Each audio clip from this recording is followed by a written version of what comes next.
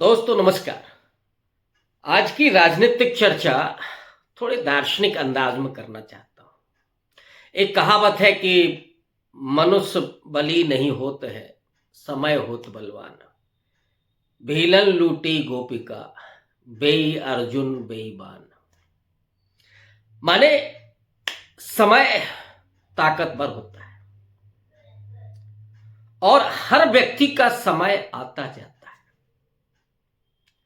किसी ने सोचा था क्या कि नरेंद्र मोदी को ये दिन देखने पड़ेंगे। हालांकि भक्त मंडली तो कभी इस बात को स्वीकार नहीं करेगी कि नरेंद्र मोदी का वक्त अब ढलान पर है।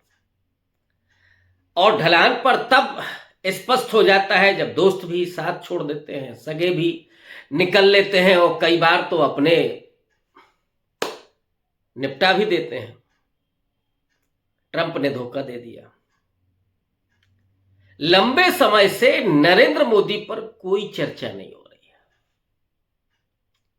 सत्ता पक्ष में अगर कोई केंद्र में है तो अमित शाह है और दूसरे नंबर पर कोई है तो फिर योगी आदित्यनाथ है। कटआउट भले ही महाकुंभ में लगे हों मोदी जी के और योगी जी के, लेकिन केंद्र में अब गुजरात लॉबी में अमित शाह अग्रिम मोर्चे पर दिखाई पड़ रहा है। लेकिन उस पूरे अगर आप समय को देखिएगा, ये जो राजनीतिक समय है उसमें पिछले 10 दिन के भीतर एक बार फिर से राहुल गांधी तेजी से चर्चे में आए। इसके पहले आपने देखा होगा कि नीतीश कुमार चर्चे में थे और राहुल गांधी कहीं थोड़ा सा पृष्ठभूमि में जा रहे थे। वो बात अलग है कि जब अमित शाह ने डॉक्टर अंबेडकर का अपमान किया था उस समय राहुल गांधी अग्रिम मोर्चे पर थे। फिर नीली टी शर्ट पहन के भी आए और फिर उन्होंने बाबा साहब अंबेडकर के अपमान को लेकर के पूरा घेरा सरकार को। लेकिन जो हालात किए गए वो सब जानते हैं और वो करने में योजनाकार कौन था ये भी हम सब जानते हैं। अमित शाह की रणनीति वो होती ही है कि लाठी डंडा कोई चलाए और एफआईआर किसी और पर दर्ज हो। वो बात अलग है कि सबूत कभी मिले नहीं। लेकिन राहुल गांधी एक बार फिर से बहुत तेजी से चर्चे में आए हैं और चर्चे के कई कारण हैं। एक कारण तो अमित शाह के अपमान को लेकर के जो मामला सुप्रीम कोर्ट तक गया था उसमें राहुल गांधी जीत गए। लेकिन जब यह खबर आ रही थी उसके ठीक 12-14 घंटा पहले असम में राहुल गांधी के खिलाफ एक एफआईआर दर्ज हुई और वही असम जहां के मुख्यमंत्री हेमंता बिस्वा शर्मा, और ये वही है कि जब कांग्रेस पार्टी में होते थे राहुल गांधी से मिलने गए तो खुद दुखड़ा जो उनका था कि राहुल गांधी बात तो सुन रहे थे मेरी, लेकिन बिस्किट कुत्ते को खिला रहे थे। राहुल गांधी ने हेमंता बिस्वा शर्मा को कुत्ते के बिस्किट खिलाने के लायक भी नहीं समझा। और असल में हेमंता बिस्वा शर्मा ने दिखा दिया कि उनके खून में क्या है, उनका डीएनए क्या है। जिस तरह से हिंदुत्व को लेकर के आक्रामक और मुस्लिम विरोध को लेकर के एक कहे ना आपके पूरे तरीके से जो आदमी लगता हो कि बीमार है मेंटली, उस हद तक जाकर के, हालांकि सांप्रदायिकता एक बीमारी ही है और जिसके भी दिमाग में है नफरत धर्म के आधार पर, वो दरअसल बीमार है। वही बीमारी हेमंता बिस्वा शर्मा की दिखाई पड़ती है और भी आपको दिखाई पड़ती होगी, जहां कि मुसलमान तो ये, ईसाई तो ये, और बहुत सारे मिडिल क्लास के लोग आपको मिलेंगे जो दिन भर तो मुसलमानों के खिलाफ, ईसाइयों के खिलाफ बोल रहे होंगे और सुबह जब होती है तो अपने बच्चों को वो क्रिश्चियन स्कूल में ही लेकर के जाते हैं पढ़ाने के लिए, इंग्लिश मीडियम पढ़ाएंगे। यहां नफरत नहीं है, लेकिन बाइबल हो, चर्च हो, क्रिश्चियन ही हो तो नफरत है सब। तो दरअसल ये बीमारी है। तो वहां पे एक एफआईआर दर्ज हो गई कि राहुल गांधी ने बोला कि साहब वो तो स्टेट मशीनरी से लड़ रहे हैं, साहब ये तो देशद्रोह हो गया। अब कौन बताए कि स्टेट क्या होता है? संविधान का आर्टिकल 12 पढ़ा हो उन्होंने तब तो वो जाने कि या स्टेट होता क्या, या ये मूर्खों की जमात है पूरा ये, जिसको एक दूसरे मुहावरे में कहते हैं कि जब सांझ होती है तो बौनों की परछाई लंबी हो जाती है। ये भारत की राजनीति में है, संध्या का समय है, जो राजनीति चल रही है, ये मैं पूरी राजनीति की बात नहीं कर रहा हूं। भारतीय जनता पार्टी की राजनीति अब उरूज पर जाकर के अब ढलान की तरफ है, तो बौनों की परछाइयां लंबी हो गई और ये मूर्खों का दौर चल रहा है। कौन कितना बड़ा मूर्ख है, इससे उसकी प्रतिष्ठा तय हो रही है, उससे उसके पद तय हो रहे हैं। कौन कितना कट्टर है, कौन कितना विस्मरण कर सकता है, कौन कितना गालियां दे सकता है, कौन कितनी अश्लीलता कर सकता है। अभी हरियाणा के भारतीय जनता पार्टी के जो प्रदेश अध्यक्ष हैं उनका FIR हुई है उनके ऊपर। तो यहां तो योग्यता का पैमाना ये है। लेकिन बहरहाल मैं बात कर रहा हूं राहुल गांधी की राजनीति को लेकर के।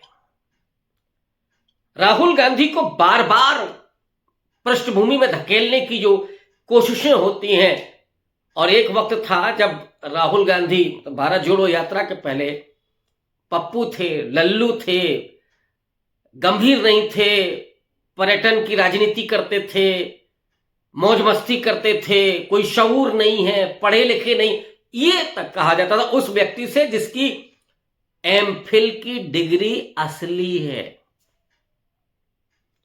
और जिसे अरविंद केजरीवाल चौथी फेल राजा कहते हैं एंटायर पॉलिटिकल साइंस में। उनकी डिग्री वो कैसी है सबको मालूम है।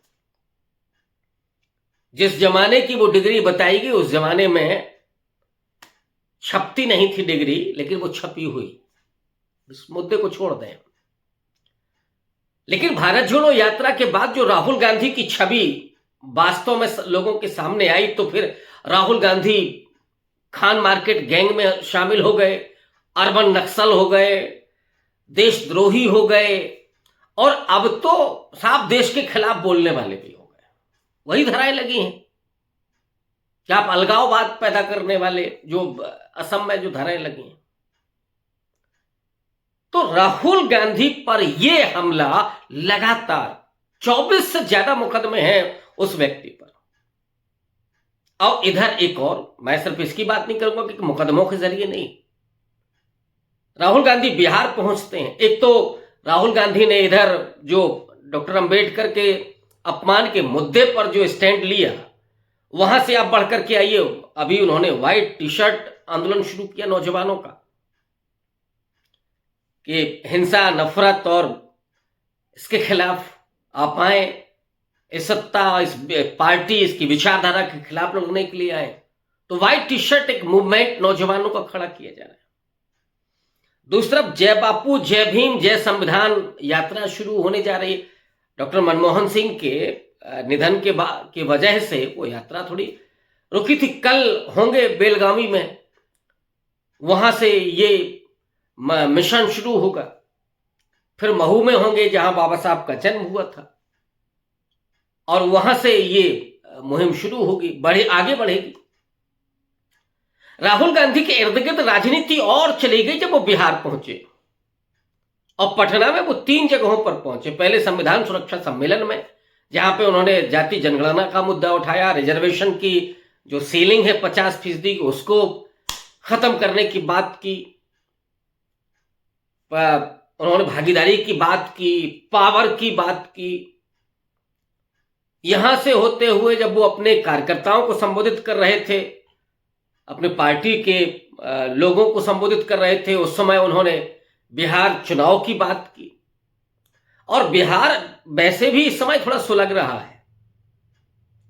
नीतीश कुमार गोलमोल हैं इस समय।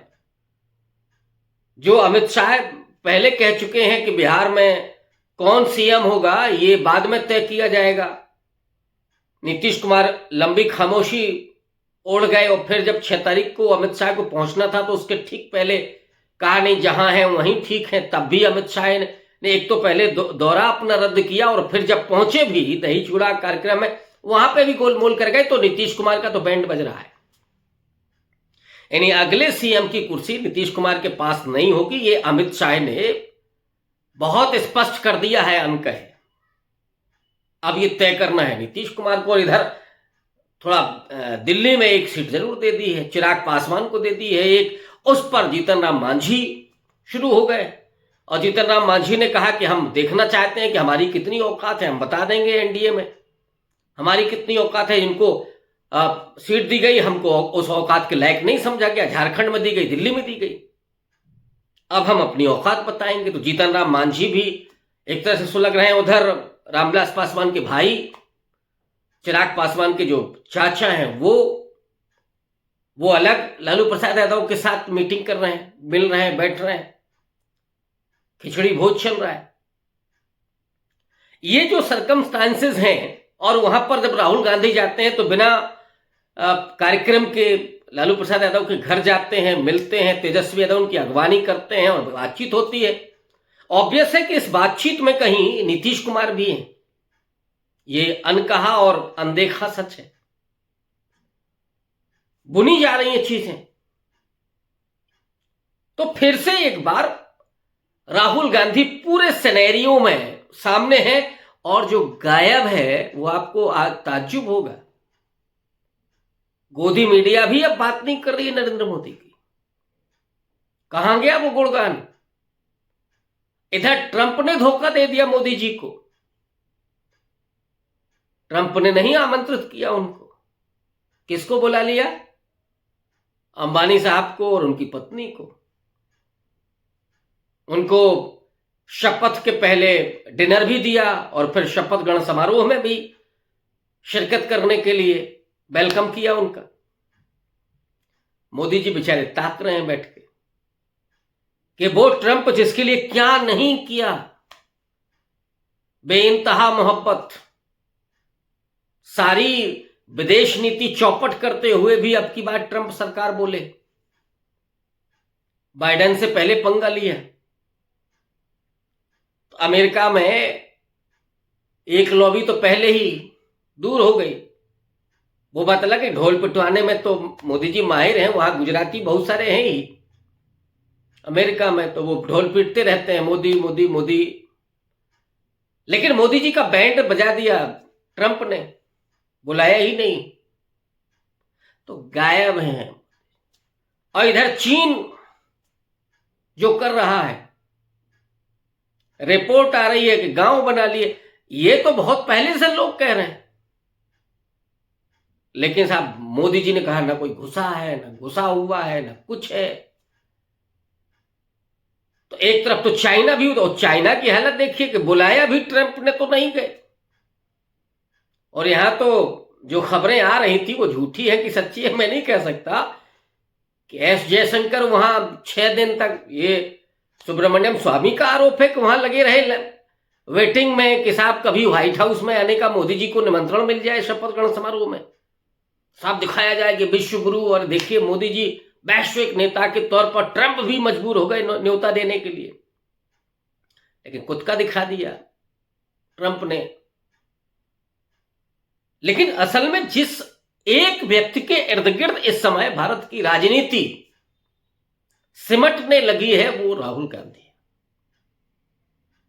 सारी निगाहें किसानों की निगाहें, दलितों की निगाहें, ओबीसी की निगाहें, आदिवासियों की अपेक्षाएं किससे? राहुल गांधी से।